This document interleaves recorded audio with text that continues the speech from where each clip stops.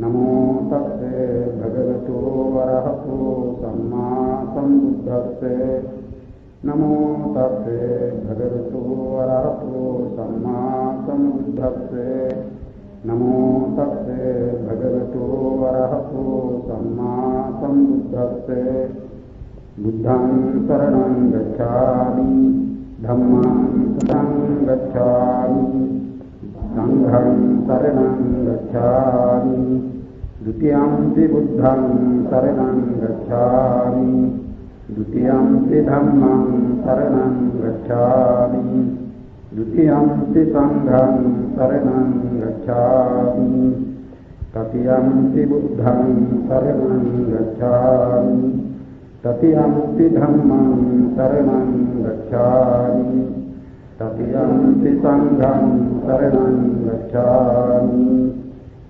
पानातिपाता वेरमणि सिक्खापदं समादयामि अदिन्नादाना वेरमणि सिक्खापदं समादयामि कामेषु मिथ्याचारा वेरमणि सिक्खापदं समादयामि मुसावादा वेरमणि सिक्खापदं समादयामि पिसुना वाचा वेरमणि सिक्खापदं समादयामि हरुषा वाचा वेरमणि सिक्खापदं समादयामि संसप्पलापा वेरमणि सिक्खापदं समादयामि मिथ्याजीवा वेरमणि सिक्खापदं समादयामि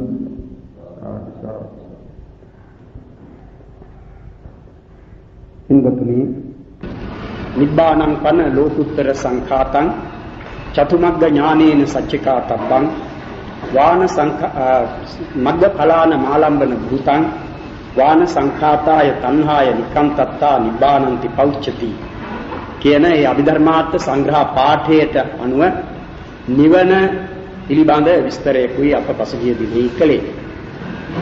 ඒ පාඨයෙන් කියවෙන්නේ නිර්වාණය වනාහි ලෝකෝත්තර ධර්මයක්. ලෝකෝත්තරයයි කියනු ලබන නිවන සතර මාර්ග ඥානයන්ගෙන් ප්‍රත්‍යක්ෂ කළ යුතුය. ඒ වගේම මාර්ග සිත්‍ය ඵල සිත්‍ය කියන ඒ ලෝකෝත්තර සිත් 8ට ඒකාන්ත වශයෙන් අරමුණු වන්නා වූ වාණයයි කියන වාණ කියලා තෘෂ්ණාවට නමක් තිබෙනවා. පෙර පසු භවයන් එකට ගලපන කියන තේරුමෙන් වාණ. ඒකමයි වාණ කියලා කියන්නේ. ඒකටමයි රැහැන කියලා කියන්නේ. හරියට රැහැනක් බඳු.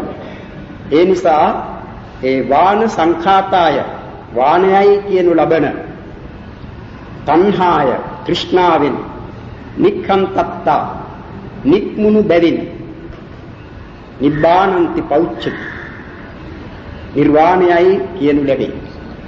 නිබ්බාන කියන එකයි නිබ්බාන කියලා හිතේ. නිබ්බාන කියන්නේ නී කියන්නේ නැtei කියන එක. වාණය නැති බව කියන අදහසක් එන්නේ. ඒ නිබ්බාන කියලා හැදෙනවා සංධි විදියෙන්. අනේ ඒ නිවන තෘෂ්ණාව සහිත సంతානයකින් රගේම තෘෂ්ණාවට යටත් సంతානයක් ඇති කෙනෙකුට කෙලෙස වුවද තේරුම් ගන්නට පුළුවන් කමක් නැහැ. නිවනෙහි ස්වභාවය. ඒ නිසා තමයි ඒ අන්ධ ප්‍රත්‍යඥයාට නිවන පිළිබඳව කොයිතරම් කිවත් එය තේරුම් ගන්නට පුළුවන් වන්නේ නැති.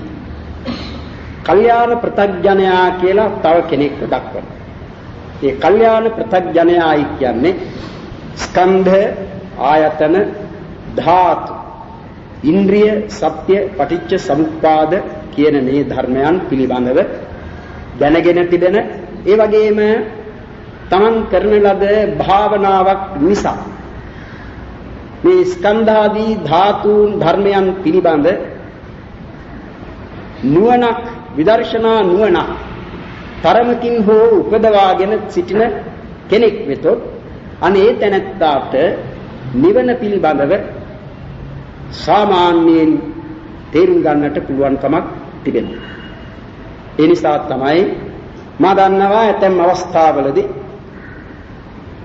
මා නිවන පිළිබඳවම විස්තරයක් දිනක අපේ පන්තියකදී ගෙදර නිවසේ පැවැත්වෙන පන්තියකදී කළ අවස්ථාවේදී බෞද්ධයෙක් නොවන මේ ක්‍රිස්තියානි භක්තිකයෙකුට මා කරන ලද කතාව ඔහුගේ ගෙදර සිට අසන්නට පුළුවන් වුණු නිසා ඔහු කීවේ බැරි වෙලාවත් මා ඒ නිවනට ගියොත් රිටර්න් ටිකට් එකක් ඉල්ලාගෙන ආපහු එනවයි. එදින් දෙන්නේ නිවන ඒතරම් ප්‍රියමනාප ස්වභාවයක් නෙවෙයි. මේ මමයි කියන පංචස්කන්ධය මම කොටගෙන සිටින කෙනෙකුට ඒතරම් ප්‍රියමනාප දෙයක් වන්නේ නැහැ. හේතුව මම සැප විඳිනවා කියන එකයි ප්‍රධාන වශයෙන් සිතට නැගෙන්නේ. ඒ දුකයි කියන එක ඒ තරම්ම ගණනකට ගන්නේ නැහැ. සැපයෙන් එය වැහිලා යනවා.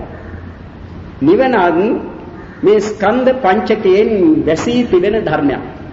ඒ ස්කන්ධ පංචකය නිසා තමයි නිවන වැසී තිබෙන්නේ. ඒ ස්කන්ධ පංචකයට සත්වයන් ඇලුම් කරන්නේ.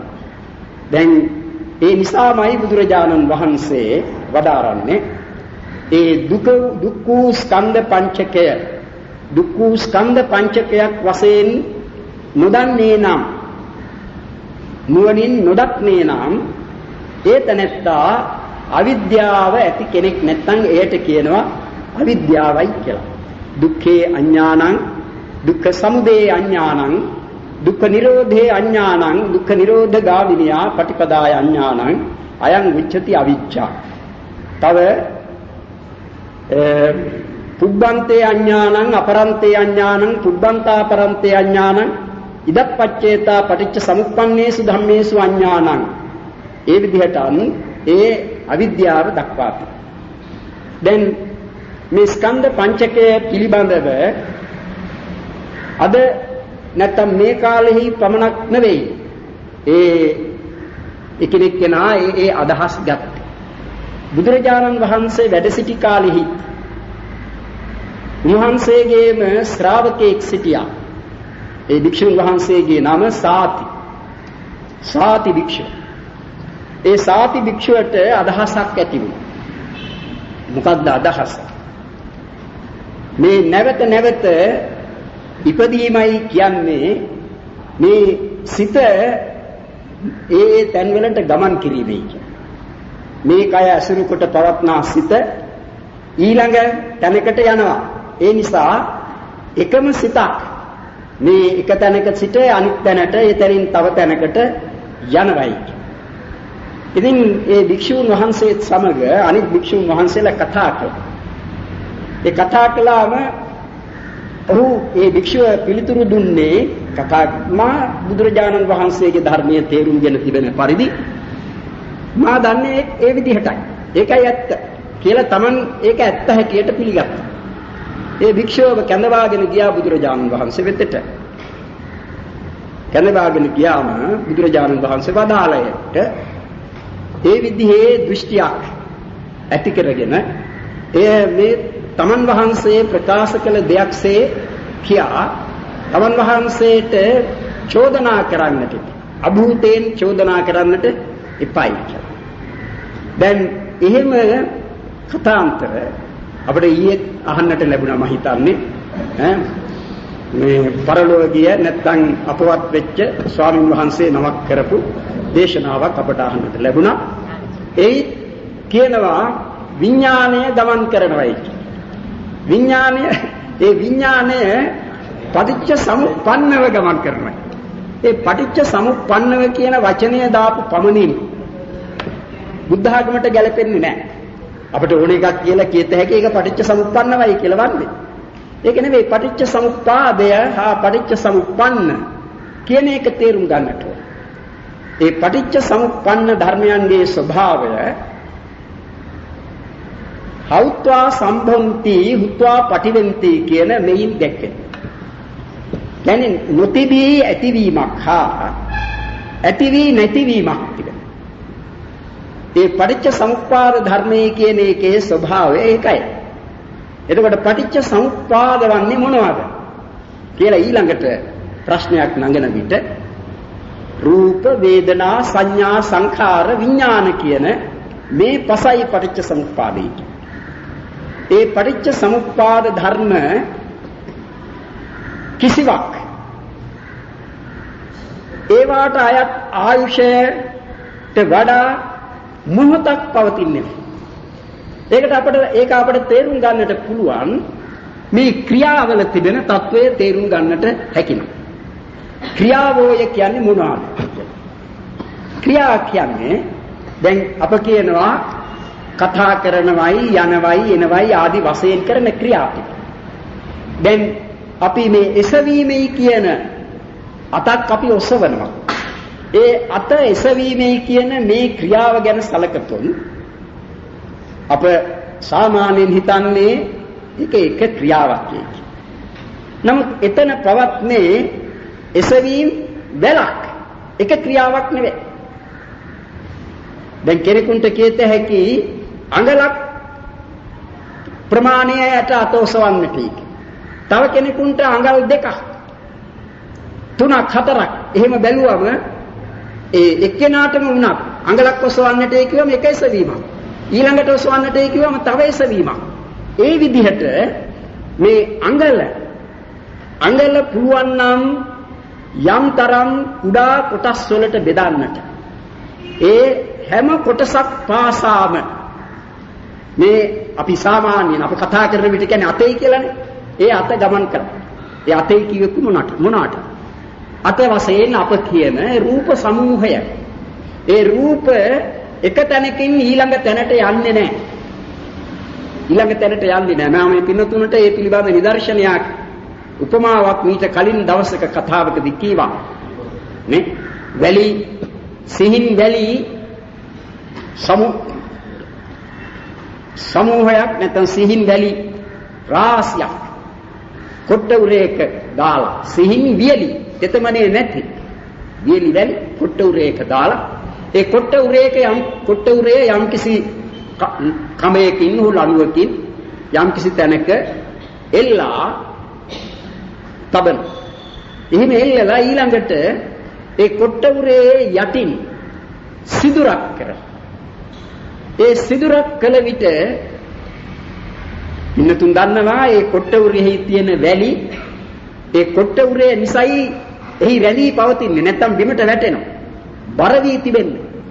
ඒ බිමට බර වී තිබෙන කොට්ට උරේ නිසා එහි රැඳී තිබෙන ඒ වැලි අර සිදුරෙන් ගලන්නට පහළට වැටෙන්නට පටන් ගන්නවා.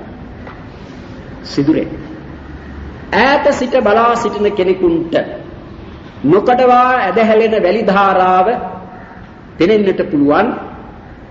කොට්ට උරයත් නැත්නම් ඒ ඉල්ලා තිබෙන කොට්ටයත් පොළවත් කියන මේ දෙක අතරේ සිටුවා තිබෙන සිහින් කෝටුවක් හැටියට පෙනෙන්නට බැරි නෑ.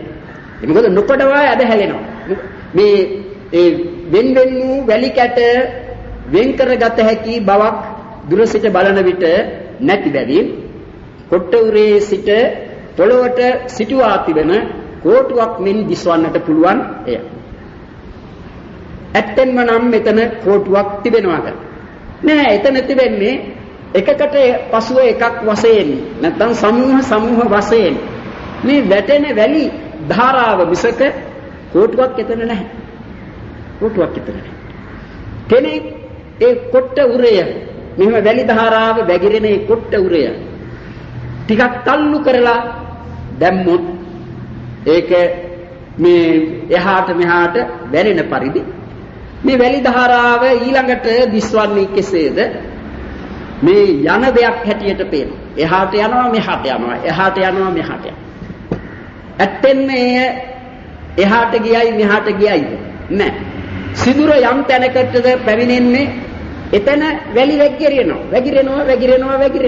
නමුත් බලා සිටින කෙනෙකුට එහාට යන මෙහාට යන දෙයක් හැටියටයි ඒක පෙනෙන්නේ. ඒ වගේ තමයි අපේ ශාරීරික ක්‍රියා අපේ ශාරීරික අපි පය ඔසවනකොට එතන එසවීම වශයෙන් උපදනා රූප පුඤ්ජයක් තිබෙන. එසවීම වශයෙන් ඒ එසවීම වශයෙන් පවත්නා වූ රූප පය ඉදිරියට යැවීමේදී එකක්වත් නැහැ. ඒ ඔක්කොම බිඳෙන. ඒවා බිඳිලා. වෙන රූප කොටසක් අර ඉදිරියට යාම වශයෙන් යන්නේ. ඒ ක්‍රියාවෙහි යෙදෙන්නේ. එයිනොත් එක එක රූප ගත්තොත් ඒ ඉදිරියට යන්නේ ඉදිරියට තබන්නේ අඩියක් පමණ නම් ඒ අඩිය අඟල් වලට බෙදුවොත් 12ක් වෙනවා. ඒකත් නැවත බෙදුවොත් ඊට කුඩා කොටස් වලට එනවා. ඒ වගේ රූප ඇතිවෙවි බිඳි බිඳි යාමක් මිසක එකම රූප ගොන්නක් අනිත් තැනට යනවා නොවේ. ඒක දකින්නේ කවුද? ඒ දකින්නේ විදර්ශනා නුවණින්. විදර්ශනා නුවණ උපදවාගත් කෙනෙකුට එලෙසයි තේරෙන්නේ. ඈ? ඒකේ ඥානයම උගන්වන විදුබලේ වෙනස් නැහැ. කිව්වද? ඒ විදර්ශනා නුවණින් ඒ දකින්නේ ශරීරයේ පිළිබඳ ඒ ක්‍රියා. එහෙම බැලුවම ඒ ක්‍රියාවන් ඇතිවීමට හේතු තවත් දෙයක් තිබෙනවා. දැන් කෙනෙක් ගමන් කරන විට ඒ ගමන් කිරීම වශයෙන් පවත්නා මේ අපි කයයි කියා සලකන රූප ඇතිවන්නේ කුමක් නිසාද? සිත උපදින නිසා. සිතක් උපදිනවා ගමන් කිරීමට. ඒ ගමන් කිරීම වශයෙන් පවත්නා වූ රූප ඒ සිත නිසා උපදිනවා. ඒවට කියනවා අපි චිත්තජ රූප. චිත්ත කිරිය වායෝ ධාතුව ප්‍රධාන කොට පවත්නා වූ රූප. අන්න ඒ විදිහට සිතයි කයයි නැත්නම් නාමයි රූපයි කියන මේ දෙක මිසක එතන සත්ව පුද්ගල වශයෙන් පරමාර්ථසේ ගන්නට දෙයක් නැති බවයි දක්වන්නේ. ඒ නිසා තමයි බුදුරජාණන් වහන්සේ වදාළේ අර අනත්ත ලක්ෂණ සූත්‍රයේහි මේ වෙන දන්වන බුදුරජාණන් වහන්සේ පළමු කොට වදාළ සූත්‍රය තමයි ධම්මචක්කපවත්තන සූත්‍රය. ඒ ධම්සක් පැවතුම් සූත්‍රය අසලා කොණ්ඩඤ්ඤ තාපසයන් නැත්නම් කොණ්ඩඤ්ඤ හාමුදුරුවෝ සෝවාන් මාර්ග ඵලයන්ට පැමිණෙනවා. ඊට පසු දිනේදී වප්පහාමුදුරුවෝ ඒ විදිහට පිළිවෙලින් ඒ 5 වෙන වෙනත් දිනවලදී සෝවාන් මාර්ග ඵලයන්ට පැමුණාට පස්සේ බුදුරජාණන් වහන්සේ ඒ හැමදෙනා වහන්සේටම දේශනා කොට වදාළේ අනත්ත ලක්ෂණ සූත්‍රය. ඒ අනත්ත ලක්ෂණ සූත්‍රයේදී දක්වනවා මහණෙනි මේ රූපෙහි ආත්මයක් කියලා එකක් ඇත්තේ නැහැ. ඒ රූපය ආබාධය පිණිස පවත්නා එකක් නොවේ. නේ ආබාධාය සංගතති. ආබාධය පිණිස පවත්නා එකක් නොවේ. මේ රූපය ආත්ම නොවන බැවින් ඒ ආබාධය පිණිස පවතී. ඒ විදිහට රූප වේදනා සංඥා සංඛාර විඥාන කියන මේ පහ පිළිබඳව උන්වහන්සේ වදාළා. ඒ පහ එකක් කොටගෙන බැලීම නිසා තමයි මේ සත්ත්ව පුද්ගල කියන එයට වැටෙන්නේ. ඒවා වෙන වෙනම ඒවා ඒ ධර්ම වෙන් කරගත්තු. ඒ නිසානේ දැන් බුදුරජාණන් වහන්සේගේ ශ්‍රාවකයන් ඒ බව ප්‍රකාශ කරපු අවස්ථාවක් තිබෙනවානේ. අර වජිරා භික්ෂුණිය මාර දිව්‍ය පුත්‍රයාට සත්වයාය කියන එක පිළිබඳව තේරුම් කළේ කෙසේද?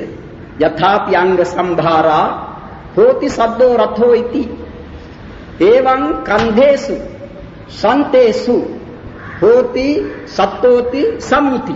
එහෙමනේ යථාපි අංග සම්භාරා ඒ හෝති සද්දෝ රතෝ ඉති. රතයයි කියන මේ શબ્දය නැත්නම් රතයක් කියන මේ වචනය මේ හැඳින්වීම ලෝකෙහි තිබෙනවා. ඒ කවරක් නිසාද? ඒ රතෙහි තිබෙන අවයව සියල්ලම එක්කොටගෙන එක විදිහකින් පිහිටුවාලු කල්හි ඊට රතයයි කියන ව්‍යවහාරයක් ලෝකයේ තිබෙනවා. ඒ වගේම මේ රූප වේදනා සංඥා සංඛාර විඥාන කියන මේ ස්කන්ධයන් ඇති කල්හි සත්වයාය කියන සම්මුතියක් ලෝකෙහි ඇත්තේය. තෝති සත්වෝති සම්මුති. ඒ විදිහටමයි එන්නේ නේ ඒ ගාථාව. ඒ වජිරා භික්ෂුණිය ප්‍රකාශ කළ ගාථාවක් වශයෙන් සංයුත්ත නිකායෙහි දැක්වේ. දැන් එයින් පෙනෙන්නේ කුමක්ද? ඒ ස්කන්ධ පිළිබඳව කතා කරන විට ඒ ස්කන්ධයන් තමයි මමයි කියන මේ ගැනීමට හේතු වන්නේ. ඒ බුදුරජාණන් වහන්සේ වදාරනවානේ. එයම තමයි සක්කාය දෘෂ්ටිය කියන්නේ. අනෙකක් නෙවෙයි. එයමයි සක්කාය දෘෂ්ටිය කියන්නේ. මමයි කියන කෙනෙක් මෙහි ඇත්තේය කියා ගැනීමමයි සක්කාය දෘෂ්ටි. ඒකනේ ඒ ආත්ම දෘෂ්ටිය කියන්නේත් ඒක. ඒ සක්කාය දෘෂ්ටිය නැතිව යන්නේ සහ මුලින් නැති කරන්නේ. පළමු වරට නැති කරන අවස්ථාව තමයි සෝවාන් මාර්ගයට පැමිණෙන අවස්ථාව. ඒ දක්වාම සක්කාය දෘෂ්ටිය අනුසය ධර්මයක් හැටියට පවතින. සක්කාය දෘෂ්ටිය කියන එක දිඨානුසයමයි.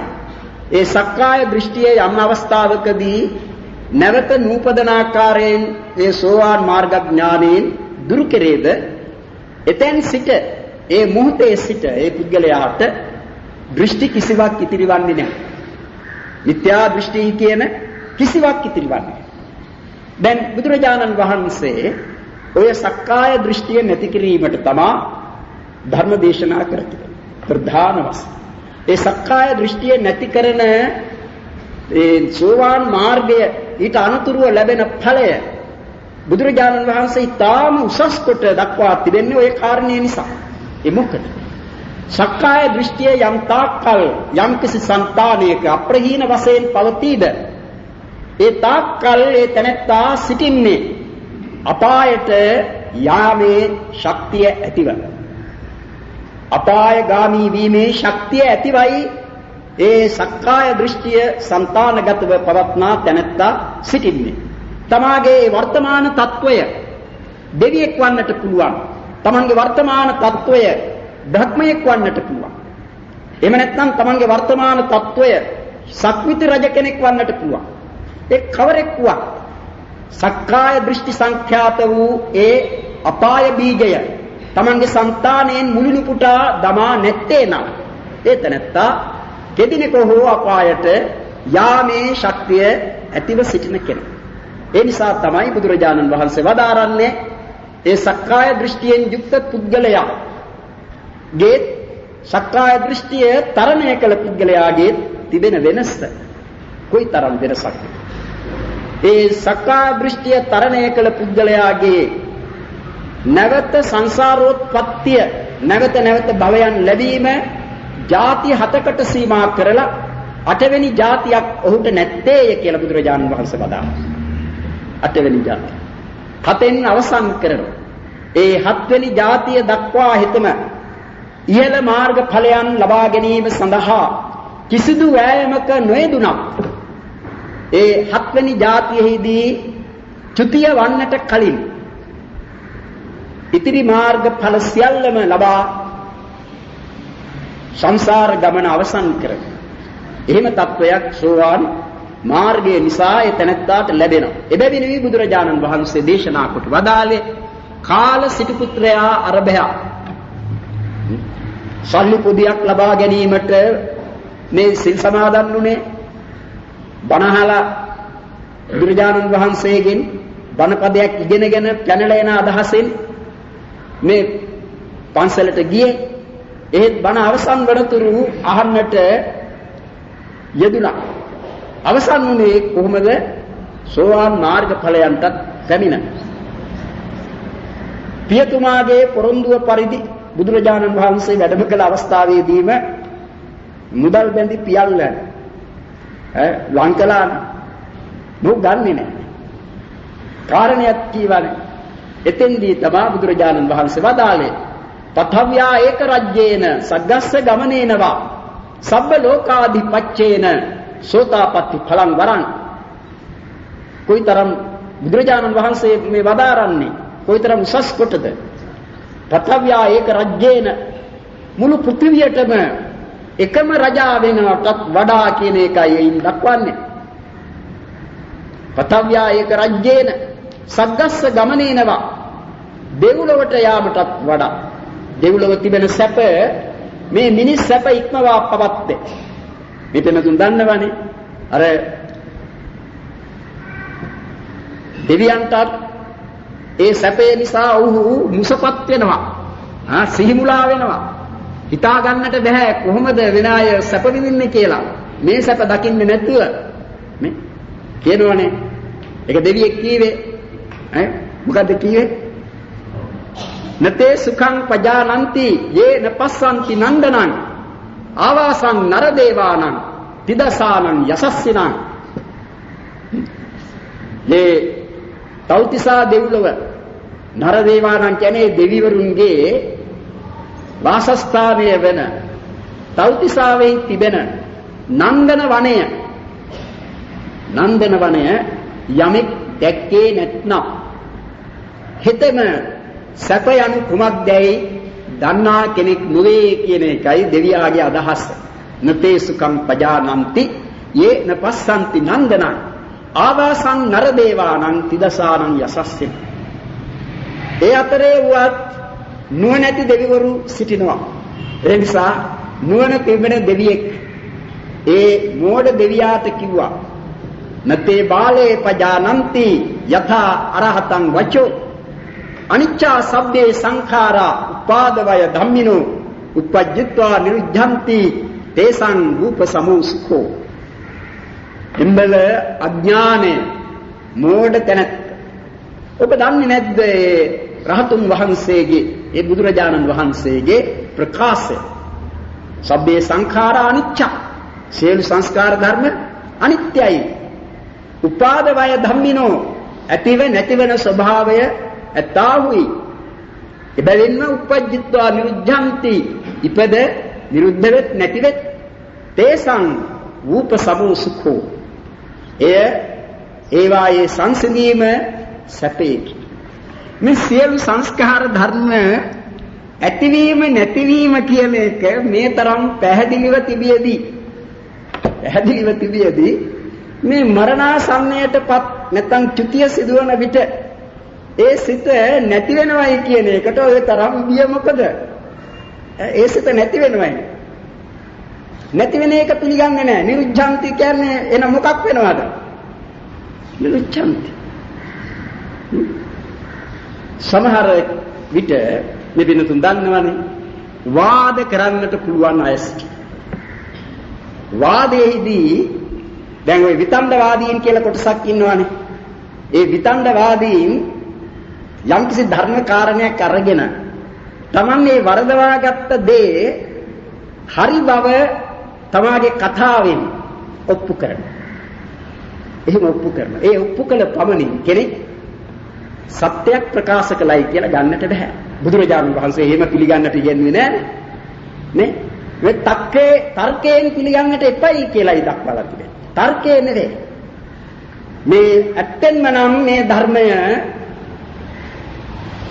අවබෝධයෙන් ලබන්නට ඕනේ ප්‍රත්‍යක්ෂය. ඒ නිසා තමයි බුදුරජාණන් වහන්සේ තමන් වහන්සේ වෙතට කවුරුවත් ආවම ඒ තැනැත්තාට බණක් කියලා ඇතැම් විටක කර්මස්ථානයකුත් දෙන්නේ භික්ෂුන් වහන්සේලාට. ඒ මොකද?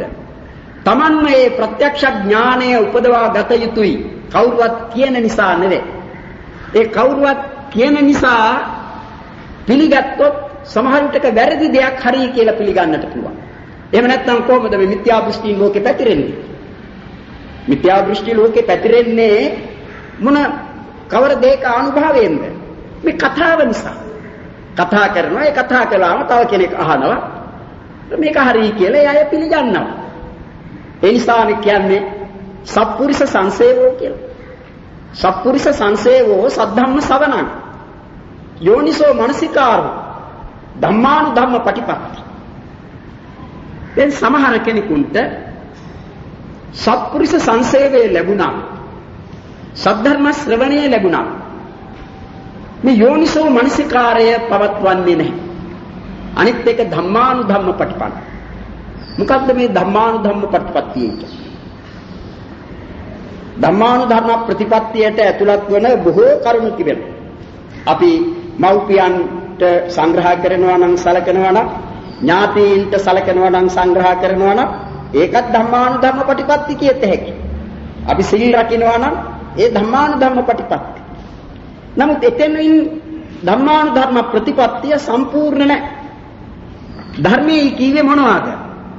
ධර්ම කියන එකේ අවබෝධ කළ යුතු ධර්ම තිබෙනවා. ප්‍රත්‍යක්ෂ කළ යුතු තමා තුළ උපදවා ගත යුතු ධර්ම. පච්චත්තං වේදිතබ්බෝ විඤ්ඤූහි ඕපනයිකෝ කියලා කියන්නේ. ඕපනයික. උපනායනය කියන්නේ තමා තුළ ඇති කරගත යුතු ධර්ම. හා පච්චත්තං වේදිතබ්බෝ එකිනෙක කෙනා විසින් නුවණැති එකිනෙක කෙනා විසින් වෙන වෙනම දැනගත යුතු ධර්ම. ඒ මොනවාද? ඒ තමා සතර මාර්ග සතර ඵල නිබ්බාන. මේ ධර්ම සතර මාර්ග සතර ඵල කියන මේ ධර්ම තමා තුළ ඇති කරගත යුතුයි. ඒවා ඇති කරගන්නේ නිර්වාණ ධර්මය සාක්ෂාත් කිරීම නිසා. මේ තමා නව ලෝකෝත්තර ධර්ම. මේ බුද්ධ ශාසනය යම් දවසක පිහිටුවා වදාළේද එදා සිට මේ ශාසනය අවසන් වනතුරු ධර්මානුධර්ම ප්‍රතිපන්න පුද්ගලයාගේ අපේක්ෂාව වනුයේ ඒ සතර මාර්ග සතර ඵල නිබ්බාන කියන මේ ධර්මයන් සාක්ෂාත් කිරීම ප්‍රත්‍යක්ෂ කිරීම. ඒ ප්‍රත්‍යක්ෂ කිරීම සඳහා වූ ප්‍රතිපදාව තමයි ධම්මානුධම්ම ප්‍රතිපදාවයි කියලා දක්වන්නේ. ධම්මානුධර්ම ප්‍රතිපදාවයි කියන්නේ ඒට. එය කොටින් දක්වනවා නම් කෙලෙසද පෙන්වන්නේ සීල සමාධි ප්‍රඥා. සීල සමාධි ප්‍රඥා. සීලය තිරෙන්නට ඕන. එහෙම කියවම සීලය පිළිබඳ යම් අඩුපාඩු තිබෙන අයත් සිටිනවා. ප්‍රත්‍යඥයාය කියන්නේ අවුල් සිතක් ඇති පුද්ගලයෙක්. ප්‍රත්‍යඥයාගේ తত্ত্বය අටුවාවේ එක සූත්‍රයක් විස්තර කරන තැනකදී කියනවා උම්මත්තකස්ස පච්චවිය කියලා. උම්මත්තකස්ස පච්චි කියන්නේ පැස කියන එක. පැසේ කියන්නේ මේ කූඩේ උම්මත්තකස්ස කියන්නේ පිස්සාගේ. දැන් අපි ඔහුට නිශ්චිත බවක් නෑ යමක් පිළිබඳ. ඔහුගේ තිබෙනවා බොහෝ ශාස්ත්‍රවරුන් දිහා බලන ගතිය. බොහෝ ශාස්ත්‍රවරුන් දිහා බලන ගතිය. මට නො කියන දෙයක් පිළිගත යුතු දෙයක් බලන්නට ඕනේ. හරි වෙන්නටත් පුළුවන්. ඔයාදී වශයෙන් එක එක්කෙනාගේ මුහුණු බලන පුතු කිලේසේ ජනේති පුතුජනෝ පුතු සත්තාරං මුඛෝ ලෝකේති පුතුජනෝ.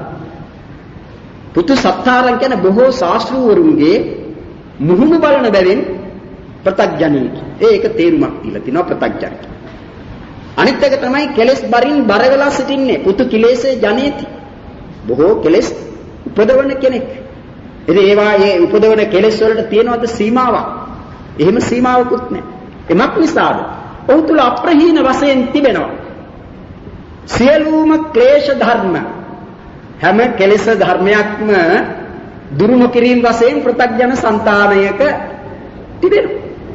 ඒ නිසා වරින් වර ඒවා මතුවෙවි එනවා. ඒ කරුණු නිසා මතුවෙවි එනවා. මෙන්න මේ ප්‍රත්‍යඥ දෝෂය මුලිනුපුටා දැනිය යුතුව තිබෙන්නේ. ඒ සඳහා වූ ව්‍යායාමය උත්සාහය තමයි මේ ප්‍රතිපදාවෙන් දක්වන්නේ. ධම්මානුධම්ම ප්‍රතිපදාවෙන් දක්වන්නේ. සීලේ පතිට්ඨාය නරෝ සපඤ්ඤෝ චිත්තං පඤ්ඤංච භාවයං ආතාපි නිපකෝ භික්ඛු සෝ ඉමං විජතේ ජතං යනුවෙන් බුදුරජාණන් වහන්සේ වදාළේ මේ ධර්මානුධර්ම ප්‍රතිපදාව තමයි. අනෙකක් නෙවෙයි. ධර්මානුධර්ම ප්‍රතිපදාව. සීලේ පතිට්ඨාය. ඊළඟට සීලයම ප්‍රධාන කොට සීලයම එකම කාරණය කොට ගත්තොත් එයද මිත්‍යා දෘෂ්ටියක් වෙනවා. කවුරු හරි කීවොත් මම පිරිසිදු සිල් රකින්නවා ඒ නිසාම මම නිවනට ඉක්මනින්ම පැමිණේවි කියලා හිතුවොත් ඒක වැරදි. ඒ මොකද සීලයම පවණක් නෙවෙයි නිවන කරා ගෙන යන ධර්ම. තව ධර්ම දෙකක් තිබෙනවා නැත්නම් ස්කන්ධ ශික්ෂා දෙකක් තිබෙනවා. සමාධි ශික්ෂා, පඤ්ඤා ශික්ෂා. මේ දෙකක්. මේ දෙකත් ඕන කරනවා. සීලය කුමටද ඕන කරන්නේ? සීලය සමාධිය ඇති කර ගැනීමට. නැත්නම් සීලය නැති సంతානයක සමාධිය පවත්වන්නට බෑ. උපදින්නේ නෑ. ඇති වුණත් ඒක බිඳෙනවා, ඉක්මනට කැඩෙනවා. Taman කරන වැරදි වලට සිත යනවා. ඒ හේතු කොටගෙන සමාධිය දුරු වී යනවා. කැඩෙනවා, බිඳෙනවා. ඒ නිසායි සීලය ඕන කරන්නේ. සීලය සමාධියට, සමාධිය ප්‍රඥාවට උපකාර. දැන් ඒ උපකාරවත් බව ඇතැම් බෞද්ධයන් පමණක් නෙවෙයි. දැන් බෞද්ධයන් නම් ඒක දන්නවා. ඔවුන් බුද්ධ ආගම දන්න නිසා, බුදුබණ දන්න නිසා බුදුරජාණන් වහන්සේත් සමග කතාවට සෝනදණ්ඩ බ්‍රාහ්මණයක් දැනගෙන සිටි කාරණයක් ඒක. සෝනදණ්ඩ බ්‍රාහ්මණයා කීවා බුදුරජාණන් වහන්සේට සීල පරිභාවිතා සීල පරිධෝතා පඤ්ඤා පඤ්ඤා පරිධෝතා සීලං සීලං සීලය ප්‍රඥාවෙන් පිරිසිදු කරනවයි. ප්‍රඥාවෙන් පිරිසිදු කරනවා, ප්‍රඥාව සීලයෙන් පිරිසිදු කරනවා. එහෙම කියනවා. ඔහු අන්තිමට කියනවා යත්ත සීලං තත්ත පඤ්ඤා යත්ත පඤ්ඤා තත්ත සීලං සීලවතෝ පඤ්ඤා පඤ්ඤවතෝ සීලං. එහෙම බුදුරජාණන් වහන්සේ ඒ විදිහටම පිළිගත්තා. ඒ විදිහටම පිළිගත්තා ඔහුගේ කතාව. එතන අන්තිම කරන්නේ සීලවතෝ පඤ්ඤා පඤ්ඤවතෝ සීලං. ඒ කියන්නේ සිල්වතා නුවණැත්තෙකි. නුවණැති තැනැත්තා සිල්වතෙකි. ඒ කියන්නේ නුවණ තිබෙන කෙනෙක් සිල් බිඳ ගන්න කෙනෙක් නෙවෙයි කියන එකයි එයින් අදහස් කරන්නේ. ඒ තරම මොකද සීලය කියන එක තමාට යහපත පිණිස පවත්නා දෙයක්. එතකොට සීල් බිඳ ගැනීම කියන්නේ තමාට අයහපත පිණිස පවත්නා දෙයක් බවට පමුණවා ගැනීම. නුවණැති කෙනෙක් නම් එසේ කරන්නේ නැහැ. ඒ නිසා බුදුරජාණන් වහන්සේ ඒක එහෙම පිටින්ම පිළිගත්තා. පිළිගෙන සීලවතෝ පඤ්ඤා පඤ්ඤවතෝ සීලං වශයෙන් දැක්කා. දැන් ඒ සීලය ඒක අපේ ධර්මයේ දෙන්නේ එහෙමනේ. සීලං සාසනස්සච ආදී කියලා දක්වනවා. තව කෝචාදි කුසලානං ධම්මානං සීලංච සවිසුද්ධං දිට්ඨිච උජ්ජුකා කියලා දක්වනවා. කෝචාදි කුසලානං ධම්මානං. දැන් අපගේ මේ ශාසනය පිළිගැනීම නිසා අප ඉදිරියට දිගටම පවත්වාගෙන යා යුතු පිළිවෙත හඳුන්වන්නට පුළුවන් මොන පිළිවෙතක් කියලා බෑ. කුසල පිළිවෙතක් එක්ක. කුසල් පිළිවෙතක් එක්ක. කුසල් පිළිවෙතක්. දැන් මේ වෙනතුන් දන්නවා. ඒ බෝසතාණන් වහන්සේ සිද්ධාර්ථ බෝසතාණන් වහන්සේ පැවිද්ද ලබා ගත්තාට පස්සේ උන්වහන්සේගේ සෙවීම පිළිබඳව දක්වා තිබෙන්නේ කොහොමද? කිං කුසල ගවේසි. කිං කුසල ගවේසි. කුසල් නම් කවරේදයි සොයමින් ගියේ. මොනවාටද මේ කුසල්? කුසල් කුමටද? කුසල් වලින් කෙරෙන වැඩේ කුමක්ද? ප්‍රධාන කාර්යය කුසලයෙන් කුමක්ද? අකුසල් නැති කිරීම. අකුසල් නැති කිරීම. ඒ නිසා තමයි කුසල් කියන පදය, කුසල කියන පදය විග්‍රහ කොට ඊට නිර්වචන දැක්වීම වශයෙන් මේ විග්‍රහයෙන් කියන්නේ කුච්චිතේ පාපකේ ධම්මේ සලයන්ති චලයන්ති කම්පෙන්ති විද්ධංසෙන්ති තී කුසල. පිළිකුල් කටයුතු ලාමක වූ ඒ අකුසල ධර්ම සොලවන කම්පා කරන විනාශ කරන ධර්ම වලට කුසල්යයි කියනු ලැබේ. දැන් අපි කුසල් උපදවා ගන්නේ මක් නිසාද? අකුසල් ඉපද අපගේ సంతානයේ කෙලෙස වැරදි ක්‍රියා වැරදි කී වැරදි සිතීම් වලින් වළක්වා ගැනීම සඳහා කුසල් නැති විට සිදුවන්නේ ඒකයි.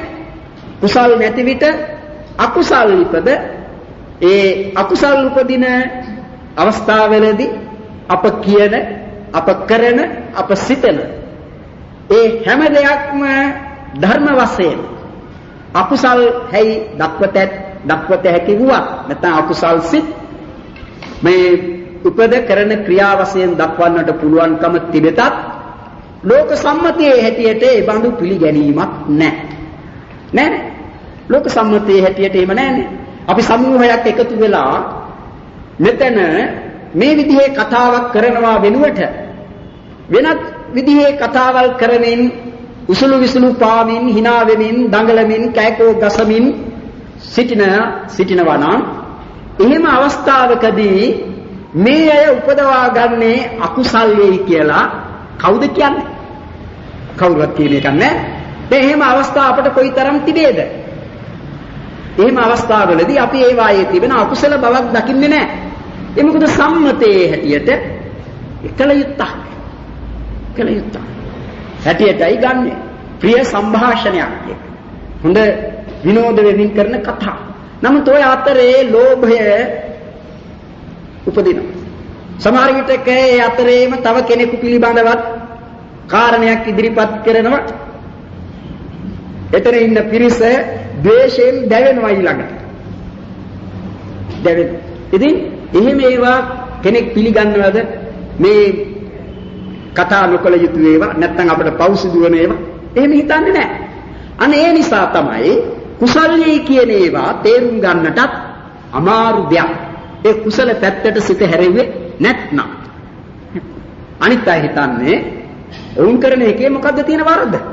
අපි මෙහෙම සිතුවට ඇති වරද කුමක්ද? මෙහෙම කීවට ඇති වරද කුමක්ද? මෙහෙම කළාට ඇති වරද කුමක්ද? එහෙම යය දකින්න. නමුත් මේ වරදක්සේ දකින්නේ කවුද? නුවණැත්තා කිව්වේ නිසානේ. පඤ්ඤවතෝ සීලං. නුවණැත්තා ඒක දකින්නේ. ඒ දැකීම හේතු කොටගෙන හෙතම සිල්වත් වෙනවා. ඒ සිල්වත් බව තිබෙන්නේ කය වචන සිත කියන තුන්දොරේ. ඒ සිත නෙවෙයි කය වචන කියන දෙකේ. ඒ සිත නැතුව ඒක කෙරෙන්නේ නැහැ. සිත නැතුව. සිතේ හටගත්තා කය වචන කියන මේ දෙක සීලයෙන් රැක ගන්නවා. ඒ රැක ගැනීම හේතු කොටගෙන හෙතෙම සිල්වතෙක් වෙනවා. ඒ සීලය ඊළඟට සමාධිය උපදවා ගැනීමට උපකාරයි. සමාධිය කිය කුමකට? සමාධිය කියේ සිත නීවරණයන්ගෙන් වෙන් කර ගන්නා සිතේ එකඟ බවට සමාධිය. නීවරණ නිසා තමයි සිත එනේ අතට ඇදී යන්නේ. අවිද්‍යේ කාමච්ඡන්දය කියන එකෙන් ඒ කාමච්ඡන්දය කියේ ලෝභය, රාගය. ව්‍යාපාදේ කියේ තරහව, ද්වේෂය. තීන මිද්දේ කියේ මේ කුසලයට සිත යැවීමට තිබෙන අමාරු බව නැත්නම් මෙලි බව. අරති තන්දි විජම්භිදා භක්ත සම්මදෝ කියලා එහෙම දක්වන්නේ. ඒ තමයි තීන මිද්ද. උද්ධච්ච කුක්කුච්ච කියන්නේ. අකුසල් සිතෙහි උපදනා වූ නොසන්සුන් බව උද්ධච්චය. කුක්කුච්චය කියන්නේ තමා කළ වැරදි ක්‍රියා පිළිබඳව නොකළ හොඳ දේ ගැනත් ඇතිවන්නා වූ පසුතැවිල්ල. විචිකිච්ඡාවේ කියන්නේ සැක නොකළ යුතු දේවල් පිළිබඳව ඇතිවන්නා වූ සැකය. සැකයට පාත්‍ර නොවිය යුතු දේ පිළිබඳව ඇතිවන්නා වූ සැකය. අන්නේ ඒවා යින් ඒ නීවරණයන්ගෙන් සිත නැවත නැවත යුක්ත වෙනවා නම් ඒ සිතේ නෑ සමාධිය. ඒ නිසා සමාධිය විස්තර කරන තැන විසුද්ධි මාර්ගයේම කියනවා කුසල චිත්ත ඒකග්ගතා සමාධි. කුසල් සිතෙහි ඇතිවන්නා වූ එකඟ බව සමාධිය. කුමක්ද පඤ්ඤා කියන්නේ? පඤ්ඤා කියන්නේ පඤ්ඤාව තමයි සම්මා දිට්ඨිය කියවෙන්නේ.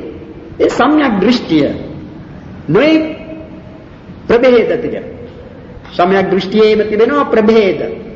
දැන් අප කර්මයක් කර්මඵලයක් කියන මේ දෙක පිළිබඳව ඇති කරගත් යම් නුවණක් අපට ඇත්තේ නම් එයද සම්‍යක් දෘෂ්ටිය.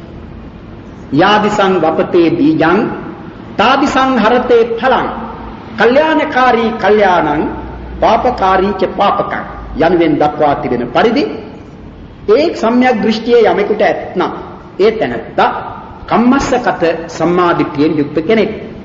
කම්මස්සගත සම්මාදිට්ඨියේ කිවේ අත්ති දින්නම් අත්ති හිට්ටං අත්ති හුතං අත්ති සුඛත දුක්ඛතානං කම්මානං ඵලං විපාකෝ අත්ති අයං ලෝකෝ අත්ති පරෝ ලෝකෝ අත්ති සත්තා උපපාතිකා අත්ති මාතා අත්ති පිතා අත්ති ලෝකේ සමන බ්‍රාහ්මනා සම්මග්ගතා සම්මා පටිපන්නා යේ ඉමංච ලෝකං පරංච ලෝකං සයං අභිඤ්ඤා සච්චිකත්වා පවේදින්ති යනුවෙන් දැක්වෙන දස වස්තුක සම්‍යක් දෘෂ්ටිය. ඒක කම්මස්සගත සම්‍යක් දෘෂ්ටිය. ඒ සම්‍යක් දෘෂ්ටිය බෞද්ධ නොවන අයට පවතින්නට පුළුවන් සම්‍යක් දෘෂ්ටිය. ඒ බෞද්ධ වන්නට ඕනේ නෑ. ඒ කම්මස්සගත සම්‍යක් දෘෂ්ටිය ඇතිවන්නට. බුද්ධ ආගමේ ඉගෙනවෙන තරමේ පිරිසිදු කර්ම කතාවක් ඒ දෘෂ්ටියෙහි නැති වුණත් ඔව්හු කර්මයේ පිළිගන්නා අය නම් කම්මස්සගත සම්මාදිට්ඨිය පිහිටි අය කියා ගන්නට ඕන. මා එහෙම කීවේ සමහරෙක් තමාගේ කිසිදු සම්බන්ධ වීමක් නැතිව සිදුවන්නා වූ දේවල්ද තමා කරන කර්මයන්සේ ගන්නවා. තමා ඇවිදගෙන යන විට තෑගී සතුන් මැරුණොත් ඒද තමා කළ පාප කර්මයක්සේ ගන්නා අය සිටිනවා. එහෙම කර්මයේ පිළිබඳ ඉගැන්වීමක් බුද්ධ ආගමේ නැහැ. ඒ නිසා තමයි චේතනාහං වික්කවේ කම්මං වදාමි චේතයිත්වා කම්මං කරෝති කායේන වාචාය මනසා කියන මේ ඉගැන්වීම බුදුරජාණන් වහන්සේ කළේ. ඒකෙන් කර්ම කතාව බොහෝම හොඳ ස්ථිර පදනමක පිහිටුවනවා. ඒ කියන්නේ නැත්නම් අපි කෙනෙක් ඒකට සම්බන්ධයි ඔහුගේ සිතක් ඇති වුණත් වුණත් ඒ පිළිබඳව ඔහු කර්මයකින් බැඳෙනවයි කිව්වම ඒක යුක්තියුක්ත නෑනේ. නෝන කතාව. අනේ ඒ කම්මස්සගත සම්මාදිට්ඨිය. නමුත් ඒ තරම් පිරිසුදු නුණා ඔවුන්ට ඒ කම්මස්සගත සම්මාදිට්ඨිය තිබෙනවා. ඒක නෙවෙයි බුද්ධ ආගම ලත් කාලෙහි ඇති කරගත යුතු සම්මාදිට්ඨිය. අබුද්ධෝත්පාද කාලවලත් බුදු කෙනෙකු ලෝකෙහි පහළ නොවි වෙනත් අයගේ ඉගෙනීම් ලෝකෙහි පවතින කාලවලත් ඒ කම්මස්සගත සම්මාදිට්ඨිය තවතුණා. බුදු කෙනෙකු ලෝකෙහි පහළ වූ කල්හි ලෝකයා ඇති කරගත යුතු සම්‍යක් දෘෂ්ටිය නම් කුමක්ද? සත්‍යානුලෝමික සම්මාදිට්ඨිය. සත්‍යානුලෝමික සම්මාදිට්ඨිය කියන්නේ චතුරාර්ය සත්‍යයන් අවබෝධ කිරීම පිණිස පවත්නා වූ සම්‍යක් දෘෂ්ටිය. ඒ චතුරාර්ය සත්‍යයන් අවබෝධ කිරීම පිණිස පවත්නා සම්‍යක් දෘෂ්ටිය තමයි විදර්ශනා සම්‍යක් දෘෂ්ටිය කියන්නේ. ඒ තමයි විදර්ශනාව. විදර්ශනාවෙන් කරන්නේ සත්‍යානුලෝමික සම්මාදිට්ඨිය. දැන් විදර්ශනා කරන්නේ මොනවද? විදර්ශනාවට විදර්ශනා භූමියක් තිබෙනවා. විදර්ශනා භූමිය. ඒ විදර්ශනා භූමිය අනිකක් නෙවෙයි. ස්කන්ධ ආයතන ධාතු ඉන්ද්‍රිය කියන මේ ධර්ම තමයි විදර්ශනා භූමිය. ඒ ධර්ම මම කියාවත් මගේ කියාවත් නෙවෙයි පෙන්වන්නේ. ස්කන්ධ දැන් බුදුරජාණන් වහන්සේ ස්කන්ධය ඔය කියලා වදාරනවා. පංචස්කන්ධා රූපස්කන්ධෝ වේදනාස්කන්ධෝ සංඥාස්කන්ධෝ සංඛාරස්කන්ධෝ විඥානස්කන්ධෝ පංච උපාදානස්කන්ධා රූපෝපාදානස්කන්ධෝ වේදනෝපාදානස්කන්ධෝ සංඤ්ඤෝපාදානස්කන්ධෝ සංඛාරෝපාදානස්කන්ධෝ විඥානෝපාදානස්කන්ධෝ ඒ ස්කන්ධ වශයෙන් වදාළ මිසක එතන සත්වයක් කියලා වදාළා. නමුත් බුදුරජාණන් වහන්සේ සත්වයෝ ගැන වදාරලා නැද්ද? නෑ වදාරලා තිබෙනවා. මම මේ පින්නතුන්ට කියන්නට ඇති අභිධර්මයේම තිබෙනවා එක ප්‍රකරණයක්. පුද්ගල පඤ්ඤාති ප්‍රකරණය කියන්නේ. එතන එන්නේ ධම්ම සංගමයේදී ධර්ම සියල්ලම වෙන්කොට බෙදනවා. ඒවායේ තිබෙනවා එකක් විභජ්‍යවාදයක් නැත්නම් බෙදීමක් තිබෙනවා. තව තැනක එකතුවකුත් තිබෙනවා. එකතුවකුත්. දැන් ධර්ම බෙද බෙදා දක්වනවා. යස්මින් සබේ කාමාවචරං කුසලං චිත්තං උප්පන්නං හෝති සෝමනස්ස සාගතං ඥාන සම්පයුත්තං රූපාරම්මණං වා සද්ධාරම්මණං වා ගන්ධාරම්මණං වා රසාරම්මණං වා පුට්ඨබ්බාරම්මණං වා ධම්මාරම්මණං වා යං යං වා පනාරබ්බ තස්මින් සමේ පස්සෝ හෝති වේදනා හෝති සංඥා හෝති චේතනා හෝති චිත්තං හෝති විතක්කෝ හෝති විචාරෝ හෝති ඔය ආදි වශයෙන් ඒ ධර්ම වෙන්කොට උන්වහන්සේ දේශනා කරනවා. මොකක් පිළිබඳවද? එක සිතක් පිළිබඳ. යස්මින් සමේසෝ කාමාවචරං කුසලං චිත්තං උප්පන්නං හෝති සෝමනස්ස සහගතං ඥාන සම්ප්‍රයුක්ත. අපි ඉගෙන ගත්ත එක සෝමනස්ස සහගත ඥාන සම්ප්‍රයුක්ත අසංඛාරික සිත. ඒ සිතේ හට ගන්නා ධර්ම උන්වහන්සේ බෙද බෙදා වෙන් වෙන්කොට දේශනා කරා. ඉතින් මේ බෙද බෙදා වෙන් කරන ලද ඒ ධර්ම මොන ගොඩටද වැටෙන්නේ? ගොඩක් වශයෙන් ගත්තම විඥානඛණ්ඩෝ කියන එකට ඒ සිතත් අර පස්සෝ හෝති වේදනා හෝති සංඥා හෝති චේතනා හෝති චිත්තං හෝති ආදි වශයෙන් දැක්වූ ඒ ධර්ම වලින් චෛතසික කියන ඒවා වේදනා ස්කන්ධයට සංඥාව සංඥා ස්කන්ධයට පස්ස ආදී ඉතිරි චෛතසික සංස්කාර ස්කන්ධයට අර සිත විඥාන ස්කන්ධයට ඇතුළු කොට දක්වනවා. ඊළඟට අරමුණු වශයෙන් ගත්ත ධර්ම තිබුණානේ. රූපාරම්මණං වා සද්ධාරම්මණං වා ගන්ධාරම්මණං වා රසාරම්මණං වා පොට්ටබ්බාරම්මණං වා ධම්මාරම්මණං වා අරමුණු එයින් රූපාරම්මන ශබ්දාරම්මන ගන්ධාරම්මන රසාරම්මන පොට්ටබ්බාරම්මනේ කීවේ රූපස්කන්ධයට ඇතුළත් ධර්ම. ධම්මාරම්මනේ කියන එයට මේ ගොරෝසු රූප හැර තිබෙන සුකුම රූපයි කියලා කොටසක් තිබෙනවා. ඒවත් ඇතුළත් වෙනවා. පසාද සුකුම රූප චිත්ත චේතසික නිබ්බාන පඤ්ඤාත්ති කියන ඒවාට ධම්මාරම්මන ඇතුළත්. ධම්මාරම්මනේට අන්නේ ධම්මාරම්මනේ සුකුම රූප තිබෙනවා. ඒ සුකුම රූප ප්‍රසාද ආදී ඒ රූප සමූහයක්ද අනිත් ඒවා තමයි ධම්මාරම්මණයට ඇතුළත් වන්නේ සිතුයි චෛතසිකයි. නිවනත් අරමුණු කරමින් සිත් උපදිනවා. නිවන ඒ නිසා ධම්මාරම්මණයටයි ඇතුළත් වෙන්නේ.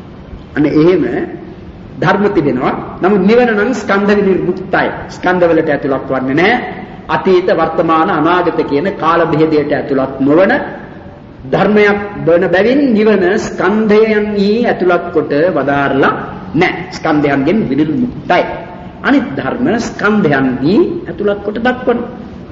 එහෙම තමයි ඒ ස්කන්ධයන් ස්කන්ධ වශයෙන් නොගෙන ඒ ස්කන්ධය මමය කියා හෝ මගේය කියා ගැනීම සක්කාය දෘෂ්ටි වශයෙන් බුදුරජාණන් වහන්සේ වදාරන්නේ. එහෙමනේ වදාරන්නේ. රූපය අහං රූපං මම රූපං ති අහං රූපං මම රූපං ති පරියුක්තඨායිනෝ තං රූපං විපරිණමති ආදි වශයෙන් අර නකුල පිටු සූත්‍රයේදී සරියුත් හාමුදුරුවෝ දේශනා කරනවා බුදුරජාණන් වහන්සේගේ ඒ ධර්මයට අනුකූලව අහං රූපං මම රූපං කියලා රූපය මමයි නැත්නම් රූපය මගේයි කියලා දැඩිසේ ගන්න. එහෙම ගත් තැනැත්තාගේ රූපය තමා කියලා ගත්ත ඒ රූපය විපරිණමති. විපරිණමති කියන්නේ වෙනස් වෙනවා. වෙනස් වෙනවානේ. සීතේන පිරුප්පති උන්නේන පිරුප්පති දිගච්ඡාය පිරුප්පති පිපාසාය පිරුප්පති දංශමකස වාතාතප සිරින්සප සම්පස්සේන පිරුප්පති. ඒ තමයි විපරිණාමය. විපරිණාමයට. එහෙම වුණාම ඒක තමාට අදාහ ගන්නට බැරි කාරණයක් වෙනවා.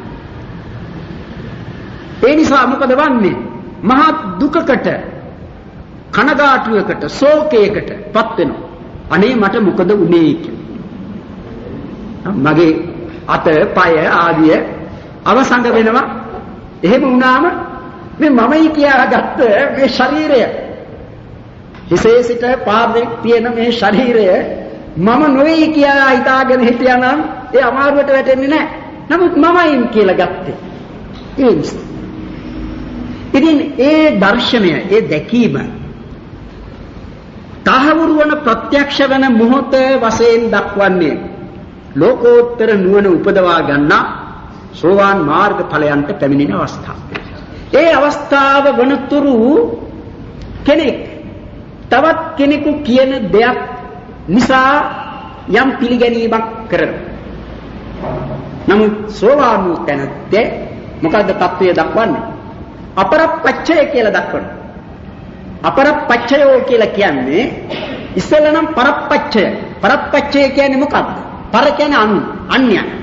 අන්‍යයන් කියන දෙයක් අහලා ඒ අනුව ඇති කරගත් හැඟීම් ඇති කෙනෙක්ව සිටිය. තවත් විදිහකින් කියනවා නම් හෙතෙම නිවන ගැන වූද විශ්වාස කළේ, ඇදහිුවේ, පිළිගත්තේ බුදුරජාණන් වහන්සේ වදාළ නිසා. නමුත් දැන් සෝවාන් මාර්ග ඵලයන්ට පැමිණි තැනැත්තා නිවනක් ඇත්තේය කියලා පිළිගන්නේ බුදුරජාණන් වහන්සේ වදාළ නිසා නොවේ. ඒ නිර්වාණය Taman ප්‍රත්‍යක්ෂ කළ නිසා. ප්‍රත්‍යක්ෂ. ඒකයි අපරප්පච්චය කියන්නේ. ඉතින් අන්න ඒ අපරප්පච්චය කියන ඒ தത്വයට, ඒ තැනට එනතුරු අපට වෙන මොකක්ද තියෙන පිහිට? අපේ ඒ தത്വයට එනතුරු බුදුරජාණන් වහන්සේ කෙරෙහි අපගේ සම්පූර්ණ විශ්වාසය, ශ්‍රද්ධාව පවත්වලා ඒ ධර්මයට අනුව පිළිපදින්නට ඕන. ඒ නිසා තමයි බුදුරජාණන් වහන්සේ සද්ධා ධනය විස්තර කරන තැනදී ඉද භික්කවේ අරිය ශාවකෝ සද්ධෝ හෝති සද්ධාති තථාගතස්ස බෝධි ඉතිපිසෝ අරහං සම්මා සම්බුද්ධෝ විද්‍යාචරණ සම්පන්නෝ සුගතෝ ලෝකවිදු අනුත්තරෝ පුරිස ධම්ම සාරථී සත්තා දේව මනුස්සාරං බුද්ධෝ භගවා. ඒ වදා සද්ධාති තථාගතස්ස බෝධි. තථාගතස්ස බෝධි කිවේ චතුරාර්ය සත්‍ය අවබෝධය, සර්වඥතා ඥානෙ, සම්්‍යක් සම්බුද්ධත්වය. ඒ නිසාම උන්වහන්සේගේ පවත්නා ඒ ගුණ අරහං සම්මා සම්බුද්ධ විද්‍යාචරණ සම්පන්න සුගත ලෝකවිදු අනුත්තරෝ පුරිස ධම්ම සාරථී සත්තා දේව මනුස්සාරං බුද්ධෝ භගවා. ඒ ගුණයන්ගෙන් දක්වන වෙන කිසිදු කෙනෙක් නැහැ. පච්චේක බුද්ධයි කියන පසේ බුදුරජාණන් වහන්සේවත් ඒ ගුණයන්ගෙන් දක්වන්නේ නැහැ. එහෙම දක්වන්නට බැහැ. ඒ බැරිමත් නිසාද සර්වඥ වූ බුදුරජාණන් වහන්සේ ලත් අවබෝධය වෙන කාටවත්. ඒ නිසා තමයි උන්වහන්සේ නිර්වශේෂ වශයෙන් දැනවදාලයි, සර්වාකාරයෙන් දැනවදාලයි ආදි වශයෙන් කියන්නේ. එහෙම කරන්නට පුළුවන් වූයේ මක් නිසාද? උන්වහන්සේගේ නුවණ, උන්වහන්සේ උපදවාගත් නුවණ, ආශ්‍රවක්ෂය කර ඥානය. උන්වහන්සේටත් උපන්නේ ආශ්‍රවක්ෂය කර ඥානය. අනිත් රහතන් වහන්සේටත් උපදින්නේ ආශ්‍රවක්ෂය කර ඥානය. ඥාන වශයෙන් ගත්තම ආශ්‍රවක්ෂය කර ඥානය. තිබෙන වෙනස කුමක්ද? රහතන් වහන්සේ ආශ්‍රවයන් ක්ෂය කළාට සංසාරයේ ඇති කරගෙන ආපු පුරුදු, කෙලෙස් පුරුදු මේ ආශ්‍රවක්ෂය කර ඥානිය උපදවා ගැනීම නිසා පිස දවන්නේ නැහැ. මේ බුදුරජාණන් වහන්සේට ආශ්‍රවක්ෂය කර ඥානය පහළ වීමේදී සවාසනා සකල ක්ලේශයන් ප්‍රහීන වෙනවා. අන්නේ සවාසනා සකල ක්ලේශයන් ප්‍රහීන කිරීමේ අනුභවය නිසා තමයි අරහත් මාර්ග ඥානයට අනතුරුව වහන්සේට අරහත් ඵල ඥානය උපදිනවා. ඒ විමෝක්ෂයට අවසානයේදී ලැබෙන නුවණ තමයි සර්වඥතා ඥානය. ඒකේ වහන්සේට හැමතිස්සෙම තිබෙන නුවණක් නෙවෙයි. වහන්සේ සර්වඥතා ඥානයෙන් යුතුව හැමතිස්සෙම කනවා බොනවා, යනවා එනවා, ඇවිදිනවා, කතා බස් කරනවා. එහෙම නෙවෙයි. උන්වහන්සේට ඒ සර්වඥතා ඥානය යොදාගෙන යමක් පිළිබඳව දැනගත යුතු නම් අන්න ඒ අවස්ථාවේදී ඒ නුවණ උපදින්නේ. ඒ නුවණද වෙනත් රහතන් වහන්සේ නමකට ලැබෙන සෝමනස්ස සහගත ඥාන සංප්‍රයුක්ත අසංඛාරික සිත, ක්‍රියාසිත, සසංඛාරික ක්‍රියාසිත ආදී වශයෙන් ක්‍රියාසිත තිබෙන්නේ ඥාන සංප්‍රයුක්ත. අන්න ඒ ඥාන සංප්‍රයුක්ත ක්‍රියාසිතෙහි ලැබෙන ප්‍රඥා චෛතසිකයමයි සර්වඥතා ඥානයේ වශයෙන් උපදින්නේ. ලෝකෝත්තර නෙවේ, ලෞකිකයි ඒ සර්වඥතා ඥානය. ලෝකෝත්තර ඥාන තිබෙන්නේ 8යි. ඊට වැඩි ඥාන නැහැ. ලෝකෝත්තර ඥාන තිබෙන්නේ 8යි. ඒ ලෝකෝත්තර ඥානයන්ගෙන් දැනගන්න සීමාවක්ද තිබෙනවා. ඒ සීමාව ඉක්මවා දැනගැනීමේ ශක්තියක් ලෝකෝත්තර ඥානයන්ට නැහැ. මොකද්ද සීමාව? නිවන.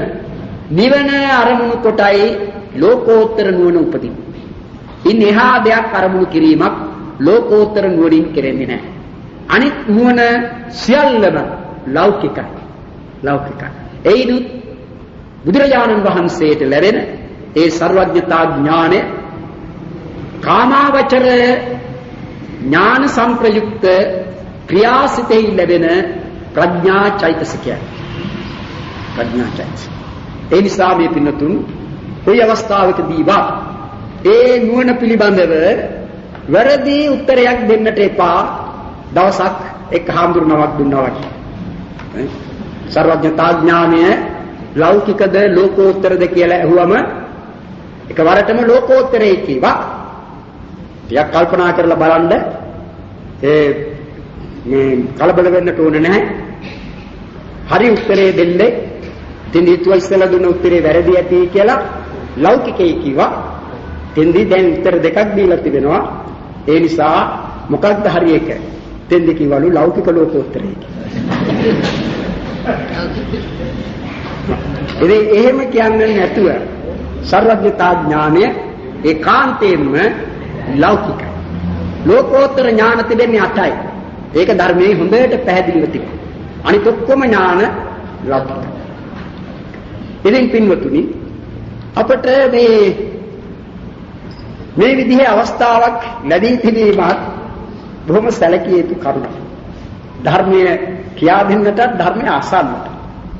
දැන් ධර්මයේ නමින් බණ කියනවයි කියලා ඇතැම් විටක කෙනෙකුට පැයක් තුල අසන්නට ලැබෙන්නේ මොනවද? සමහර දේශකයන් වහන්සේලා ගමන් විස්තරයි කියන්නේ. තමන්ගේ ගමන් විස්තර. ඉතින් මොකක්ද ඒ වැඩි? ගමන් විස්තරයක් අහන්නට බණ අහන්නට එන්නට ඕනේ. ඒකට වෙනම තැනක් තියත හැකියි. තමන්ගේ ගමනක් විස්තර කරන්නට ඒකට අසවල් ගමන පිළිබඳ විස්තරයක් කියනවායි කියලා ඒ විස්තරයක් කළේ. මේ කාලය බුදුරජාණන් වහන්සේගේ ශ්‍රාවකයන් තමයි මේ ධර්මයේ කියා දෙන්නේ. ඒ කියා දෙන විට ධර්මයේ පිළිබඳව එක්තරා මේ තියෙනවා තමන් පිහිටා සිටින්නට ඕන යම් ධර්ම සමුදායක් තිබෙනවා. යටත් පිරිසෙයින් මේ කාරණේවත් හිතන්නට ඕන. මොකද්ද? ආදිම්හි සීලං දස්සෙය්‍ය මජ්ජේ මග්ගං විභාවයේ පරියවසානම් නිබ්බාන ඒසා කතික සම්තිතික. ධර්මදේශකයා විසින් පිහිටා සිටිය යුතු කරුණු තුනක් පිළිබඳව එහි කියනවා. මුලදී කියන්නට සීලය පිළිබඳව. ආදිම්හි සීලං දස්සෙය්‍ය මජ්ජේ ඒ කතාවේ දේශනාවේ මැදදී මග්ගං තමා යා යුතු මඟ පිළිබඳව විස්තර කරන්නේ. පරියෝසානම් නිබ්බානං අවසානයේදී නිවන පිළිබඳව කියා දෙන්නට. ඒසා කතික සම්තිති මේ තමා කතිකයා පිහිටිය යුතු